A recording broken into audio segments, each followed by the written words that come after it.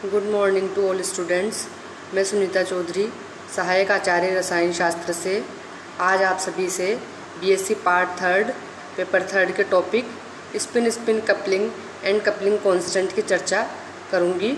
इससे पहले वाले वीडियो में मैंने आपसे nuclear shielding, deshielding and chemical shift, principle of NMR spectroscopy की चर्चा कर चुकी हूँ।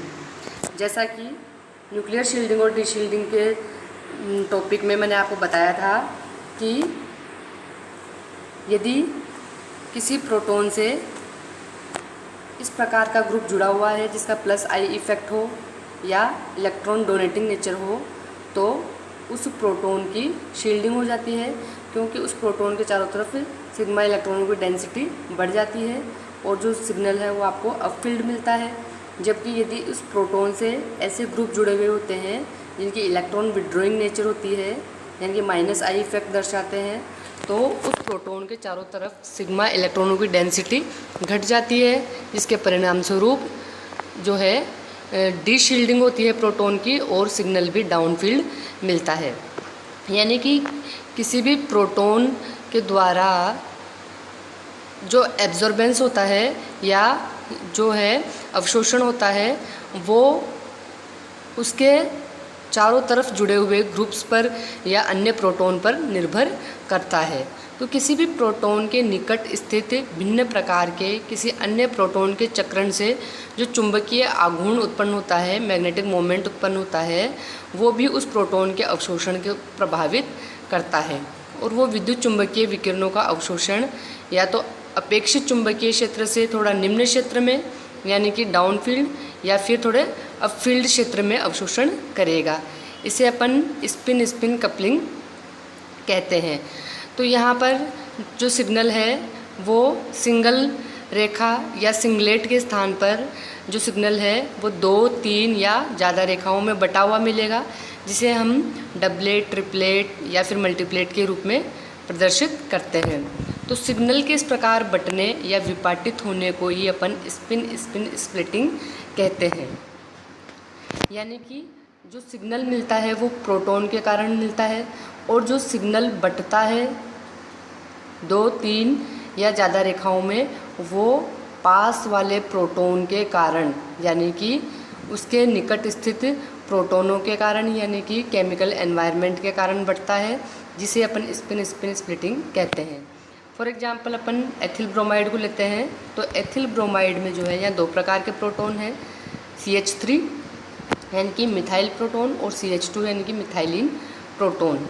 तो इसके NMR स्पेक्ट्रम में 2 सिग्नल आने चाहिए, जिनके लिए डेल का मान 1 और 2 के आसपास होना चाहिए, लेकिन वास्तव में स्पेक्ट्रम में डेल 1.7 के लगभग 1:2:1 के अनुपात में तो 3 सिग्नल और डेल 3.4 के आसपास 1:3:3 के 1 के अनुपात में 4 संकेत मिलते हैं। यानी कि जो है यहाँ पर सिग्नल जो है वो 1 से अधिक रेखाओं में बट गया। तो एथिल ब्रोमाइड के NMR स्पेक्ट्रम में इतने सारे सिग्नल आने का क्या मतलब है कि इसमें मेथिल समूह के जो A प्रोटॉन है और मेथिलीन समूह के जो B प्रोटॉन है वो एक दूसरे के निकट स्थित है। तो निकटवर्ती प्रोटॉनों की उपस्थिति के कारण या तो ये प्रोटॉन विकिरणों का अवशोषण डाउनफील्ड में करेंगे या फिर अपफील्ड में करेंगे, और निकटवर्ती प्रोटॉनों के चुंबकीय आघूर्ण के कारण ही जो है इनके सिग्नल का विपाटन हो जाएगा, स्प्लिटिंग हो जाता है। और एक संकेत के स्थान पर 2, 3, 4 या इससे अधिक संकेत मिल सकते हैं। तो किसी भी प्रोटॉन के निकटवर्ती जितने भी प्रोटॉन होंगे, माना कि n प्रोटॉन है, तो उस प्रोटॉन का सिग्नल जो है n+1 सिग्नल में बट जाता है। फॉर एग्जांपल एथिल ब्रोमाइड में मेथिल प्रोटॉन के निकटवर्ती 2 प्रोटॉन है मेथिलीन समूह के, इस कारण यह एक ट्रिपलेट दर्शाता है, n+1 से 2+1 ट्रिपलेट दर्शाता है। जबकि मेथिलीन प्रोटॉनों के निकटवर्ती मेथिल समूह के 3 प्रोटॉन है, यानी कि एक क्वाड्रेट दर्शाता है। तो यदि किसी प्रोटॉन के निकटवर्ती एक प्रोटॉन है, ठीक है, यानी कि किसी प्रोटॉन के निकट में एक ही प्रोटॉन है, तो उस पड़ोसी प्रोटॉन के चक्रण से जो चुंबकीय क्षेत्र उत्पन्न होगा यदि वो लगाए गए चुंबकीय क्षेत्र की सीधी रेखा में है, अलाइंड में है, तो वो कुछ उच्च क्षेत्र में अवशोषण करेगा, यानी कि अपफील्ड हो जाएगा सिग्नल। और यदि विरोध में है तो वो डाउनफील्ड हो जाएगा सिग्नल। अतः बराबर लंबाई वाली दो लाइनें, यानी कि एक डबलेट बन जाएगा। ठीक है। अब यदि किसी प्रोटॉन के निकटवर्ती दो प्रोटॉन हैं, तो इन दो प्रोटॉनों के लिए चुंबकीय क्षेत्र में 4 प्रकार के अलाइनमेंट की संभावना है, जिनमें से 2 प्रकार के समान होते हैं। अतः उस प्रोटॉन के लिए इंटेंसिटी रेशो क्या आएगा, 1:2:1, यानी कि एक ट्रिपलेट प्राप्त होगा n+1 से। ठीक है। और यदि किसी प्रोटॉन के निकटवर्ती 3 प्रोटॉन है, तो जो है आपके उस प्रोटॉन का सिग्नल जो है n+1 यानी कि 3+1 यानी कि 4 सिग्नल्स में बट जाएगा। तो यानी कि उन तीनों प्रोटॉनों के चुंबकीय आघूर्ण जो है वो बाह्य चुंबकीय क्षेत्र में कितने प्रकार की पॉसिबिलिटी बनाएंगे, 8 प्रकार की, जिनमें से 3-3 स्थितियाँ तो एक दूसरे के समान होती है। और NMR स्पेक्ट्रम में उस यौगिक के लिए इंटेंसिटी रेशो मिलेगा 1:3:3:1, यानी कि जो है क्वाड्रेट मिलेगा। ओके। फिर है कि निम्न परिस्थितियों में NMR सिग्नल का विपाटन नहीं होता है, यानी कि किन किन परिस्थितियों में NMR सिग्नल जो है स्प्लिट नहीं होता है किसी भी प्रोटॉन का। जब अणु के सारे प्रोटॉन यदि एक समान है, यानी कि सारे के सारे प्रोटॉन का केमिकल एनवायरनमेंट एक जैसा है, तो उस स्थिति में जो है सिग्नल कभी भी स्प्लिट नहीं होता है। यानी कि डिफरेंट टाइप का अगर केमिकल एनवायरनमेंट उस प्रोटॉन को मिलता है, यानी कि उसके जो निकटवर्ती स्थित प्रोटॉन है वो अलग है, अलग टाइप का उसमें अगर केमिकल एनवायरनमेंट है तो ही स्प्लिट होगा। यदि सारे प्रोटॉन एक जैसे हैं तो स्प्लिटिंग नहीं होगी सिग्नल की। जैसे साइक्लोहेक्सेन हो गया, बेंजीन, साइक्लोब्यूटेन, डाइमेथिल ईथर, ये कुछ ऐसे एग्जाम्पल है जिनमें प्रोटॉन के सारे प्रोटॉन एक जैसे हैं, तो इनमें सिग्नल जो है एक एक ही मिलेगा और वो सिंगलेट के रूप में होगा, वहाँ कोई स्प्लिटिंग नहीं होगी। दूसरा जो है, यानी किसी एक प्रकार के प्रोटॉनों के निकटवर्ती परमाणु पर किसी अन्य प्रकार के प्रोटॉन ही ना हो, है ना। जैसे ये दे रखा है आपके यहाँ पर CH3 CH2 CO CH3, ये कार्बोनाइल कंपाउंड है। इसमें यहाँ पे 3 प्रकार के प्रोटॉन हैं, तो एक प्रोटॉनों का एक सिंगलेट मिलेगा, क्योंकि इसके पास में कार्बोनाइल है और कार्बोनाइल ग्रुप पे कोई हाइड्रोजन यानी कि प्रोटॉन यहाँ नहीं लगा हुआ है। जबकि B और C प्रोटॉन जो है उनके लिए क्या मिलेगा, B के लिए तो मिल जाएगा आपको क्वाड्रेट और C के लिए मिल जाएगा ट्रिपलेट। B के लिए क्वाड्रेट क्यों मिलेगा, क्योंकि इसके निकटवर्ती मेथिल समूह है जिसमें 3 प्रोटॉन है, तो सिग्नल जो है वो n+1 यानी कि क्वाड्रेट मिलेगा, 4 भागों में बट जाएगा। और मेथिलीन समूह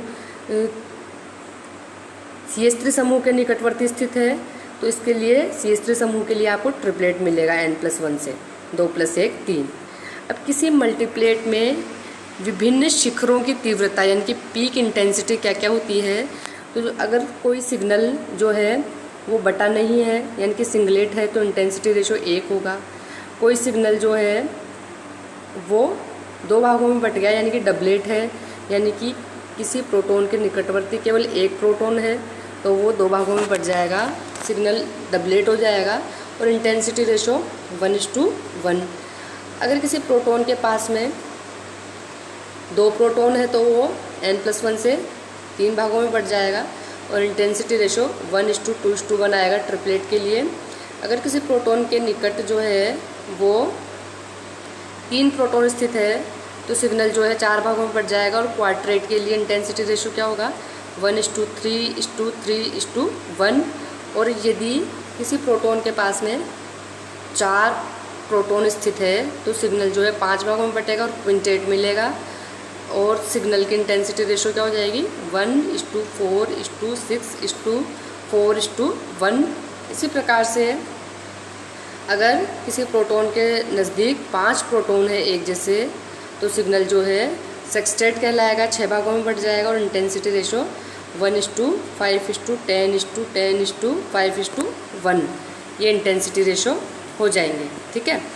अब देखो कपलिंग कांस्टेंट क्या है, तो किसी भी प्रोटॉन का जो सिग्नल है वो निकटवर्ती प्रोटॉनों के कारण जब एक से अधिक सिग्नल्स में टूट जाता है ना, बट जाता है, विभक्त हो जाता है, तो दो निकटतम स्थित जो शिखर है उनके केंद्र बिंदुओं के मध्य की दूरी को ही अपन कपलिंग कांस्टेंट कहते हैं और इसे जे द्वारा शो करते हैं। और कपलिंग कांस्टेंट का मान हर्ट्ज में दिया जाता है और यह युग्मन करने वाले प्रोटॉन और उसके रासायनिक वातावरण पर निर्भर करता है, बल्कि इस बात पर निर्भर नहीं करता कि एनएमआर स्पेक्ट्रम किस चुंबकीय क्षेत्र में लिया जा रहा है। एनएमआर स्पेक्ट्रम किसी भी चुंबकीय क्षेत्र में लिया जा रहा हो, कपलिंग कांस्टेंट जो है केवल कपल करने वाले प्रोटॉन और उनके केमिकल एनवायरनमेंट पर डिपेंड करता है। ठीक है, तो जैसे एक ही sp3 हाइब्रिडाइज्ड कार्बन है और उसे दो प्रोटॉन जुड़े हुए हैं तो वो कहलाएंगे जैम, और उसके लिए जैम के लिए कपलिंग कांस्टेंट की वैल्यू क्या होगी 10 से लेके 18 हर्ट्ज तक। ठीक है, और ये किस बात पर निर्भर करता है कि CH2 से जुड़े हुए दोनों समूह की विद्युत ऋणता का मान क्या है। ठीक है, यानी कि CH2 समूह से, मेथिलीन समूह से जो जुड़े हुए हैं दो ग्रुप, उनकी विद्युत ऋणता क्या है। इसी प्रकार से अगर दो sp3 हाइब्रिडाइज्ड कार्बन है और उनसे दोनों से अलग अलग प्रोटॉन जुड़े हुए हैं, यानी कि एक ही कार्बन से नहीं जुड़े हुए, दोनों कार्बन पे प्रोटॉन जुड़े हुए हैं, तो इसे अपन विष स्थिति कहते हैं या विसिनल स्थिति कहते हैं। और इसके लिए जे का मान होता है प्रोटॉन के लिए 8 हर्ट्ज। ठीक है, यानी कि ये किस पर निर्भर करता है, जे का मान जो है वो डाइहेड्रल एंगल पर निर्भर करता है।